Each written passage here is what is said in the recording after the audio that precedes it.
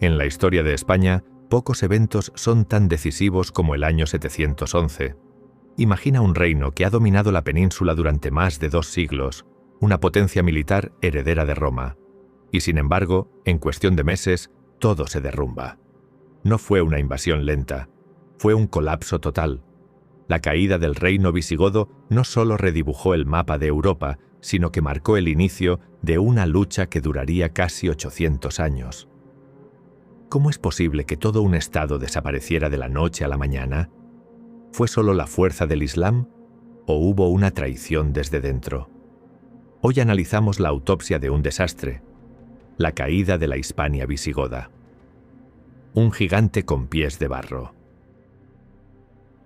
Para entender el desastre, hay que mirar bajo la alfombra de la Toledo del siglo VII. Los visigodos habían logrado algo difícil: unificar la península bajo una misma fe, el catolicismo, gracias a la conversión de Recaredo en el 589. Pero bajo esa unidad religiosa, el reino era un polvorín político. El gran problema era su sistema de sucesión, la monarquía electiva. El rey no heredaba el trono automáticamente, era elegido por los nobles.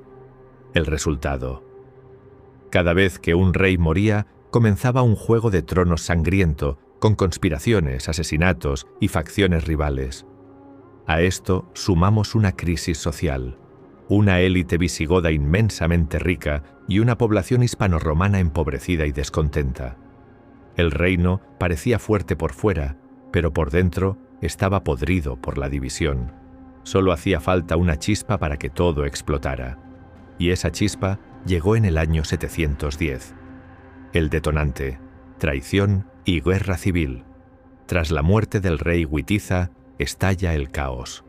Los nobles eligen a don Rodrigo, el duque de la Bética, como nuevo rey. Pero los partidarios de los hijos de Witiza no lo aceptan y controlan el noreste de la península. Estamos ante una guerra civil en toda regla. Es aquí donde entra la leyenda y la historia. Las crónicas hablan del conde don Julián y la supuesta traición para facilitar el paso a los musulmanes, pero lo que sabemos históricamente es que la facción enemiga de Rodrigo buscó aliados al otro lado del estrecho. Allí, el califato omeya, una fuerza expansiva imparable, esperaba su oportunidad. Lo que quizás empezó como una petición de ayuda de una facción visigoda, se convirtió en una invasión en toda regla. En el 711, Tariq ibn Ziyad cruza el estrecho con unos 7000 hombres bereberes y desembarca en la roca que hoy lleva su nombre, Gibraltar, Jabal Tariq. Rodrigo, que estaba combatiendo a los vascones en el norte, tiene que bajar a la desesperada para frenar la amenaza. El desastre, Guadalete y el colapso. El destino de la península se decidió en un solo día: la batalla de Guadalete, o de la laguna de la Janda. Rodrigo llegó con un ejército numéricamente superior, pero desleal. En el momento crítico de la batalla, las alas de su ejército, comandadas por los parientes de Witiza, le abandonaron o directamente se cambiaron de bando. No querían que Rodrigo ganara, querían que los musulmanes le debilitaran para tomar ellos el poder. Fue un error de cálculo fatal. Rodrigo murió en combate o desapareció para siempre, y el ejército visigodo fue aniquilado. Los musulmanes no se limitaron a intervenir y marcharse. Vieron que el reino estaba descabezado y decidieron quedárselo todo. La invasión relámpago, el fin. Lo que siguió no fue una guerra larga, sino un paseo militar. Tariq y su superior, Musa, avanzaron casi sin oposición. ¿Por qué tan rápido? Porque la población estaba harta.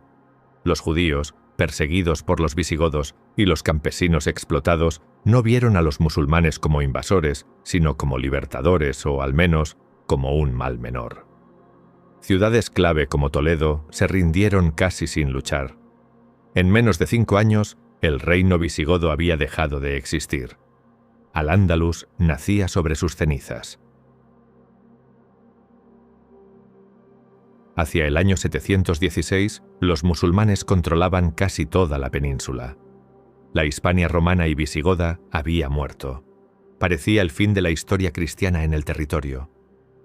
Sin embargo, en medio de este colapso, un pequeño grupo de nobles, soldados y clérigos que se negaron a someterse huyeron hacia el único lugar donde la caballería islámica no podía maniobrar bien, las inexpugnables montañas de la cordillera cantábrica.